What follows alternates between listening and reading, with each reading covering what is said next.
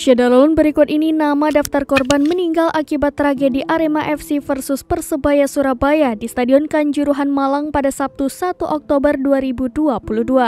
Diwartakan sebelumnya, menurut Kapolda Jatim Irjen Pol Niko Afinta, ratusan orang dinyatakan meninggal dunia akibat tragedi Arema FC versus Persebaya Surabaya. Menurut informasi, 2 diantaranya adalah anggota Polri. Terbaru, pihak kepolisian dan pihak terkait merilis daftar nama korban meninggal dunia akibat insiden tersebut.